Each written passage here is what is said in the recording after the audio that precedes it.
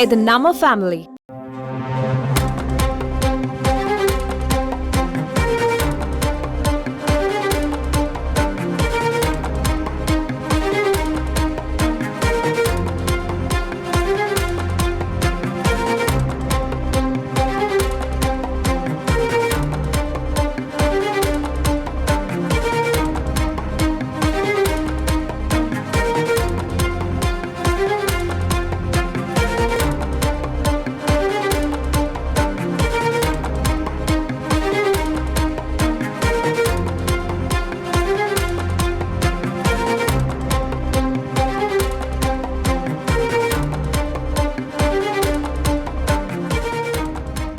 நாடாளுமன்ற தேர்தல் நெருங்கிக் கொண்டிருக்கக்கூடிய இந்த சூழலில் ஒரு முக்கிய செய்தி வெளியாக இருக்கிறது.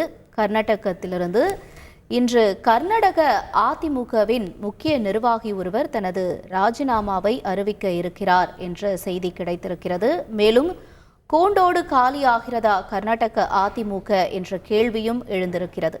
முக்கிய செய்தியாக பார்த்து கொண்டிருக்கிறோம். கூடுதல் தகவல்களை வழங்க இணைகிறார் எமது செய்தியாளர் பாரதிராஜா. பாரதிராஜா, வணக்கம். என்ன காரணமாக சொல்லப்படுகிறது?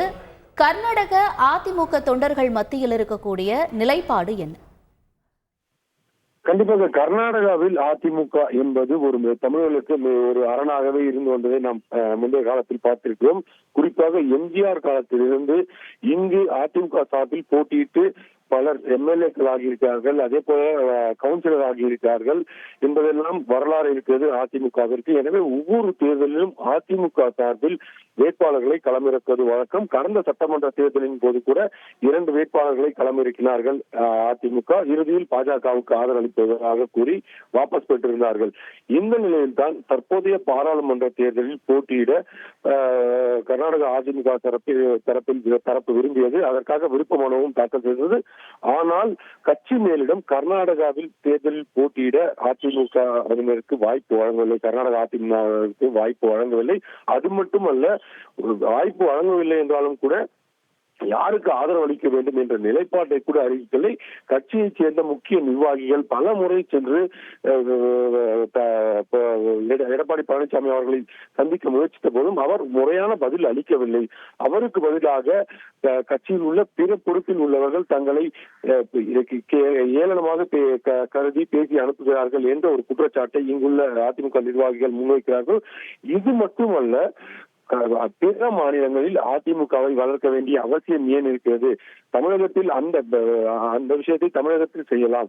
பிற மாநிலத்தில் தேர்தலில் போட்டியிட வாய்ப்பு வழங்கி அங்கு பணத்தை ஏன் செலவு செய்ய வேண்டும் என்ற ஒரு கேள்வியை கூட கட்சி மேலிடத்தின் நிர்வாக பொறுப்பில் இருப்பவர்கள் கேட்பதாக இங்குள்ளவர்கள் குற்றம் சாட்டுகிறார்கள். இந்த வகையில் கட்சியைச் சேர்ந்த முக்கிய பொறுப்பில் இருப்பவர், அதாவது தலைமை பொறுப்பில் இருக்கும் ஒருவர் இன்று தனது ராஜினாமாவை இன்னும் சற்று நேரத்தில் அறிவிக்க இருப்பதாக தகவல் வந்திருக்கிறது. அது மட்டுமல்ல, இதைத் தொடர்ந்து கட்சியின் நிர்வாக பொறுப்பில் இருப்பவர்கள் ஒருவர் பின் ஒருவராக தங்களது ஆதரவாளர்களுடன் ராஜினாமா செய்ய உள்ளதாகவும் தகவல் வெளியாக இருக்கிறது. கர்நாடகாவை பொறுத்த மட்டில் எப்போதுமே அதிமுக என்பது மிகவும் ஒரு கட்டுக்கோப்பாக எப்போதுமே துடிதுடிப்புடன் செயல்படும் என்பது குறிப்பிடத்தக்கது. குறிப்பாக மக்களுக்காக, இங்குள்ள தமிழ் மக்களுக்காக பல்வேறு நிகழ்ச்சிகளை தொடர்ந்து நடத்தி வந்தது மிகவும் ஆக்கப்பூர்வமாக இருந்திருப்பதை பார்த்திருக்கோம். ஆனால் தற்போது இந்த சூழல் கலைந்து கர்நாடகாவில் ஏன் கட்சி வேண்டும் என்ற அளவிற்கு மேலிடம் கேட்டுவிட்டதால் அனைத்து நிர்வாகிகளுமே மிகுந்த மனவேதனையில் இருக்கிறார்கள். இந்த விஷயம் தொண்டர்களுக்கு தெரியுமா என தெரியாது. தற்போது நிர்வாக பொறுப்பில் இருப்பவர்கள் மட்டும் இந்த முடிவை எடுத்திருக்கிறார்கள். தங்களது ஆதரவாளருடன் ஒருவர் பின் ஒருவராக விலக இருக்கிறார்கள். இன்று முக்கிய நிர்வாகி ஒருவர் 9 மணிக்கு மேல் தனது ராஜினாமாவை அறிவிக்க உள்ளதாக நமக்கு தகவல் வந்திருக்கிறது. அன்புள்ள கிரியஸ், இது நம்ம ஃபேமிலி.